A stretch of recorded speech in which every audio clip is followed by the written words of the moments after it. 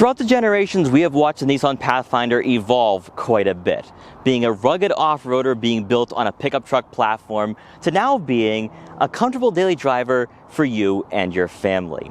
This generation has been around for quite some time. We have featured this vehicle in the past, I think way back in 2021.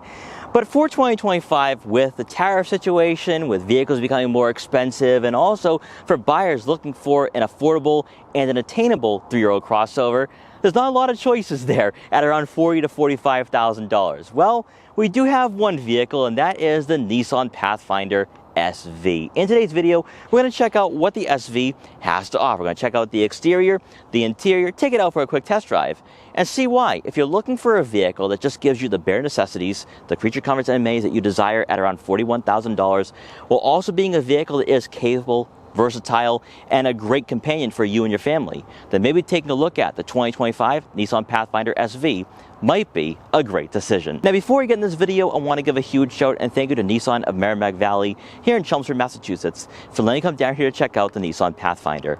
Their link will be in the description below, so you can check out their extensive Nissan inventory. So as always, let's begin with that pricing. For 2025 with the Nissan Pathfinder SV, you're looking at a starting cost of just over $41,000. Now, that's not including all-wheel drive, which does tack on quite a bit to that price tag, but still, going with that all-wheel drive system, you'll be able to take on some of those elements and maybe even find those paths. But I think a lot of you might be saying, oh, I'd rather go with the Rock Creek, SL, maybe even the Platinum. So what is the SV offering me here? I don't think you should be overlooking this trim, because at just over $41,000, you are receiving that practicality, you're receiving some creature comforts and amenities, and also more importantly, you're getting a vehicle that is going to be spacious for you and your family. The real question though is, does the Pathfinder live up to its name with a vehicle that can find those paths? Well, the Pathfinder is built on a unibody chassis, unlike its predecessors. The predecessors were body on frame and very rugged. Now, in regards to ground clearance, you're looking at right around 7.1 inches for a regular SV, whereas a Rock Creek will add on about a ½ inch to that ground clearance, giving you 7.7 inches. So if you are someone who is an avid adventurer, go with the Rock Creek. Also, since our model does have the SV Premium package, we have the tow hitch, which gives us 6,000 pounds of towing capacity. That gives us a lot of flexibility and versatility for this model. So if you are towing a small RV or boat, you can do so for sure. Now let's get into the aesthetics of this vehicle and what the SV is going to be providing you guys. So up front, you are going to receive full LED headlights, which is very standard for a vehicle in this market, especially at around $41,000. No fog lights though, which I'm not surprised by at all with this being an SV and priced at just over $41,000. Now, we've had this model for quite some time now, close to 4 years, so aesthetically nothing is different here compared to 2024 or 2023. You're gonna have the chrome accents outlining that front grille in that gloss black design, which looks very rugged and sporty. And also, I do like the headlight housings as well. Also, I felt that when this generation first came out, this was a huge leap forward for the Nissan brand. It really set the tone for where this lineup was going in the near future. For the lower portion of the front bumper, you're going to have that cladding, once again, obviously with this being a crossover and a rugged SUV at that. Then as you make your way over the side profile, you are going to have 18-inch alloy wheels, which some of you might be saying, all right, 18-inch wheels, is this going to create any road noise or harshness to the ride quality? Absolutely not. We'll talk about this later on in the video when we take this vehicle out for a quick test drive.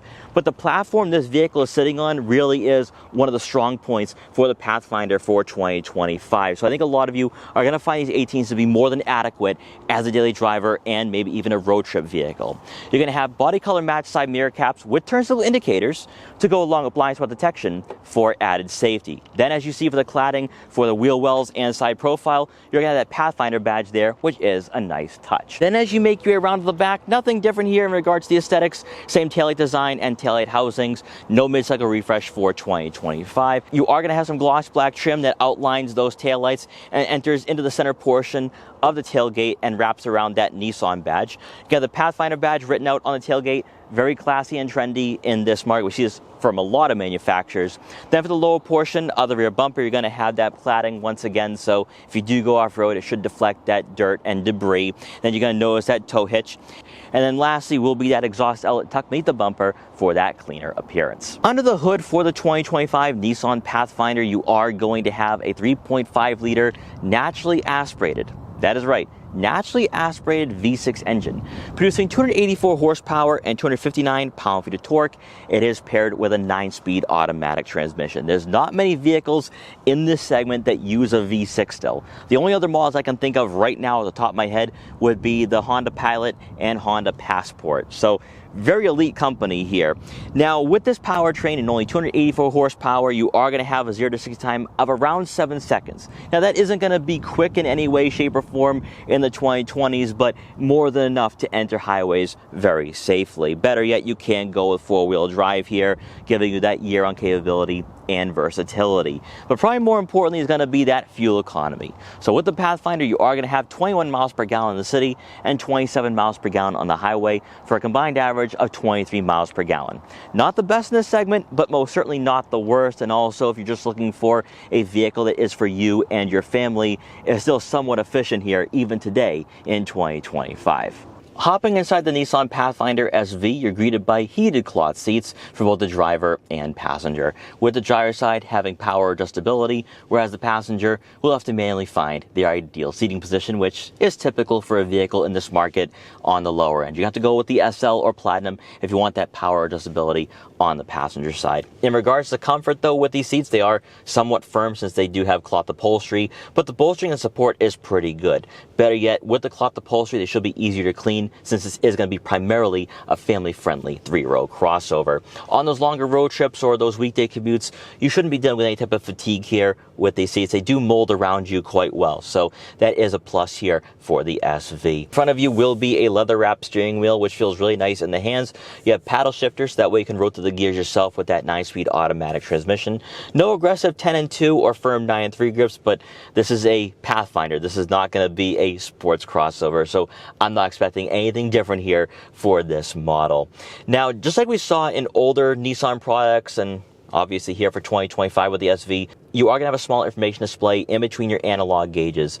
And by using the buttons and dial on the left side of the steering wheel, you can scroll through a variety of information and customize what you see from the screen in front of you. Most of this is all basic info though, such as your digital speedometer, your fuel economy statistics, also your tire pressure monitoring system, and you can access all your safety systems from this screen as well. You can turn off the blind spot detection, lane centering, but I would leave all this on for added safety and assurance when you are driving on those longer road trips or weekday commutes. Now this is all very straightforward. It's not super in-depth here, so it's not going to be intuitive. It's not going to be as tech focused, which you're going to find in some rivals right now.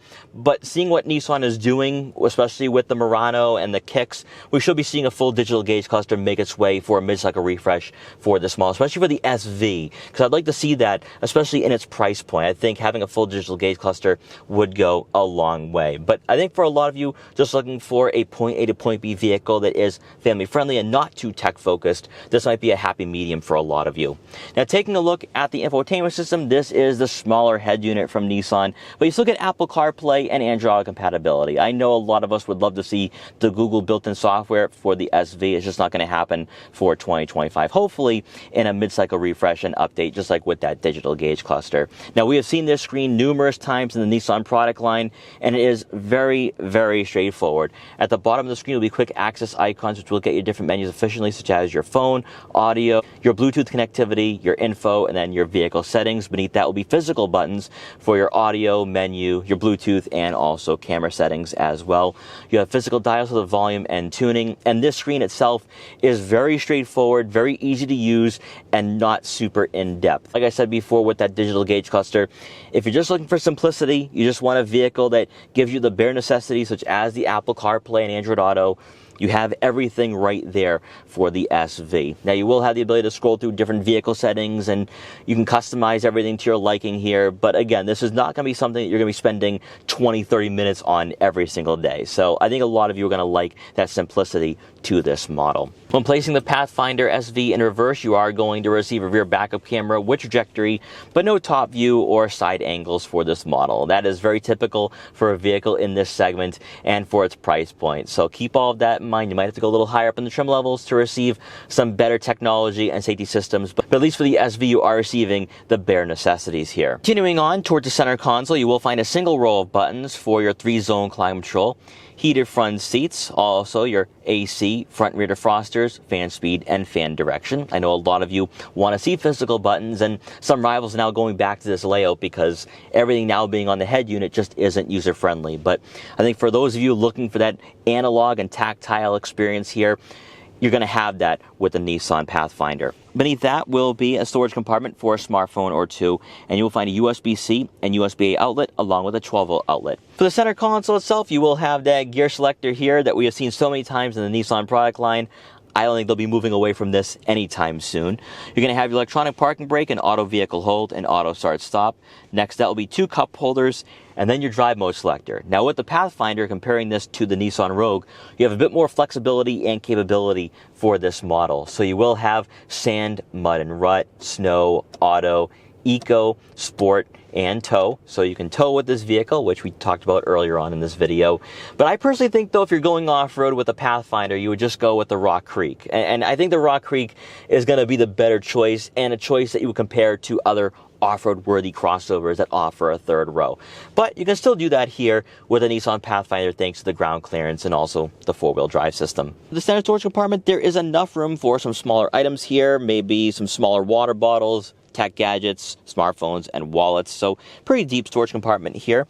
And then to round out the front seating area, since we do have the SV Premium package, we do have a panoramic moonroof, which brings in a lot of natural light to the interior. For passengers in the second row, our model has captain chairs to the SV Premium package. This provides a lot more comfort and a bit more relaxation for passengers in the second row compared to the bench seats, although I think for you as the driver and the owner, if you have that larger family, you're going to want to have 3 seats in the second row. But for those of us who have those captain chairs, we can just sit back, relax, recline, and have no care in the world. Now, in regards to dimensions though, for the Pathfinder, Nissan claims it has 35.5 inches of legroom.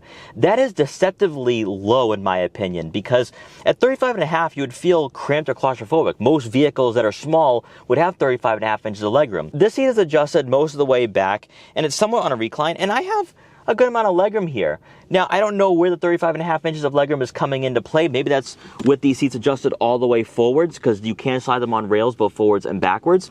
But still though, there's a lot of legroom here, there's a lot of comfort, and also, more importantly, a lot of headroom. So I think if you have tall passengers sitting in the second row, they'll not be hitting their head on the headliner. Also, because you don't have that center seat here, a lot of shoulder room and a lot of legroom here where you can just really relax and enjoy yourself on those longer road trips.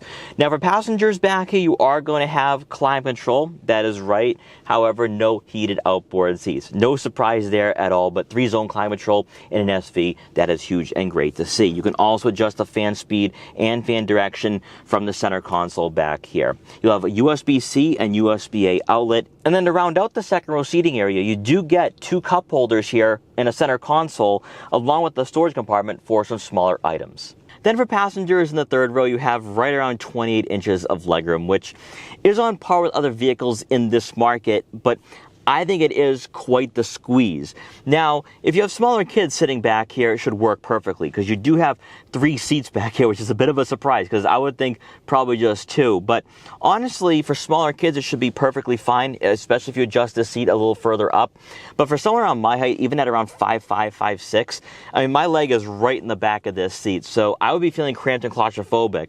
But again, for a 3-row crossover in this segment, you're not expecting to receive over 30 inches of legroom. So this would be on par with a lot of competitors right now, including the Honda Pilot. So keep all of that in mind, but this right here is what gives the Nissan Pathfinder so much value and a lot more versatility compared to that Nissan Rogue and other crossovers in the Nissan product line. This really is your entry point into the 3-row market, and better yet, it's more affordable than that Nissan Armada. Now, also back here, you will have 2 cup holders on both sides of the third row, but no USB-A or USB-C outlet, so kids back here won't be charging their smartphones or tablets.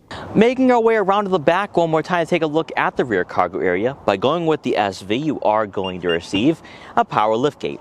And inside, behind the third row seats, you're looking at right around 16 cubic feet of room. Now, if you guys know me very well, I prefer vehicles that offer 20 cubic feet or more in this segment because it can be quite the squeeze trying to fit all my camera gear with the third row of seats up. Now, I was still able to fit all my camera gear, that's 3 bags of camera gear, a gimbal box, and a tripod, but I could tell that if I had some other equipment with me, I'd have to fold those third row seats, which isn't ideal if you do have a family and you have kids in the third row. However, beneath the floor mat, you are going to have another storage compartment for some smaller items, maybe an additional bag or two. So still great to see. Now, for those of you wondering where's the spare tire, it's underneath the vehicle. So that way, if you encounter a flat on those road trips or travels, you can fix that and be back on the road. With the third row seats folded, you're looking at right around 44 cubic feet of room, which is very much on par with every vehicle in this market. Usually you're going to find cargo space around 40 to 50 cubic feet of room, and this falls right in line with all of its closest rivals. So if you're only using this vehicle as a two-row SUV or crossover, you have plenty of space back here for all your luggage if you are going on a road trip with the family. And then lastly, with the second row seats folded, you're looking at around 80.5 cubic feet of room, which again is still on par with a lot of unibody chassis 3-row crossovers in this market. For body-on-frame SUVs though, you're going to notice a bit more space, but still though, for a 3-row crossover at this price point, the Pathfinder falls right in line with all of its rivals and is giving you more than enough here in regards to its practicality and interior space. Say what you want about the cloth upholstery or even the technology that we have here for the SV, but the V6 automatically qualifies the Pathfinder as being one of the best 3-row crossovers you can buy right now in 2025. Sure, you can tell me, well, a Turbo 4 could be a bit more efficient, maybe a bit more performance-oriented and fun to drive. But with the naturally aspirated V6, for one, this is going to be a more reliable powertrain than those Turbo 4s, so you have that right there. But then it also adds a sense of ruggedness to this model. Now, I wouldn't say the Pathfinder feels body on frame. This feels very unibody chassis for sure. And comparing that to the prior generations that were body on frame, those models are probably a lot more off-road worthy than what we have here today in 2025. Now, you do have the Rock Creek trim, which is going to give you some all-terrain tires, and it's going to give you a bit more flexibility if you are someone who does go off-road, would be a direct competitor to a Honda Pilot Trail Sport. But I think for a vehicle that's primarily going to be used as a family hauler, that's what the Nissan Pathfinder and the fact that it feels so unibody is going to give you that comfort that you're looking for. Now, if you're someone looking for a rugged experience, you might have to go a little higher up in the trim levels or even go with a Nissan Armada. But as a daily driver, though, this is suitable for a lot of consumers right now, especially for those of you not looking to spend over $60,000. Now, also remember, too, here with Nissan, you had the Infiniti QX60, but the QX50 has a Turbo 4. So I think it's kind of interesting that in the same family, that a vehicle built on the exact same platform gets the V6 still, but Infiniti gets the Turbo 4. And I understand that some people are a bit more superficial in that aspect where, oh, I want to have the luxury qualities, I want to have the leather seats. But if you don't need any of that, if you're someone who is very simple and all you're looking for is practicality and also a good amount of interior space, you have that with the Pathfinder and then match that with this V6 that even today with only 284 horsepower, only, like I always say, it's still going to give you a lot of performance here for the price and will allow you to pass slower drivers and enter highways very safely. Now, when you are driving in the city and suburbs, though, the suspension is tuned very nicely, in fact, and this is one of the stark differences compared to a Nissan Rogue. Because this vehicle has been around for about 4 years or so, this platform and chassis feels a bit more refined than the Rogue, which I think is kind of surprising. But if you're someone who's ready to make that leap, this is going to feel like a huge upgrade for you. Also factor in that with the Nissan Rogue, you have the CVT, whereas here we have a 9-speed automatic transmission. This might appeal to those of you looking for a more enthusiast-focused experience. Now, in regard to the overall vision and seat positioning being behind the wheel of this model, you have a nice panoramic view. A-pillars are somewhat aggressive, so you might have some blind spots here and there when you are approaching intersections or red lights. Taking a look at your side mirrors, they are decently sized but squared off. So you might be taking a few glances here and there to see what's in your blind spots. And then looking out back, the third row seats are up, but the headrests are down, so I can see what's directly behind me. Seat positioning wise, though, this is where the Pathfinder does kind of feel like a body-on-frame SUV, just because of how high you're sitting up in this vehicle. But still, though, the suspension and just the way this vehicle performs on the road will make you feel as though it's just a typical crossover, which I don't think is a drawback or takeaway, but it is something to keep in mind here if you are someone who is an avid adventurer. Now in auto mode or normal mode, I like the steering input of this model. It's a bit more stiff, it's also decently weighted here, and that is a stark difference compared to that Nissan Rogue, which is why I think the Rogue needs that update very soon, because when you take a look at what you have with the Murano and the kicks, the Rogue is kind of the odd man out now. But with this V6, it's nice and quiet, it's docile, and it doesn't make a lot of noise. Also for an SV, even with the 18-inch wheels, interior insulation is pretty good here. And that is one key takeaway for the 2025 Nissan Pathfinder, or really just this generation Pathfinder. It's very well refined, and the interior insulation is very good for a vehicle in this market. So as we're getting on the highway here, let's put the Nissan Pathfinder in sport mode and see what this vehicle has to offer with the V6. Now with the 9-speed automatic transmission, the gear shifts are quite smooth, which is a welcome surprise. And as we enter the corners, you feel that body roll here, so it doesn't have that lower center of gravity. But let's see if we can pass some slower drivers here before I get off the highway, one exit down.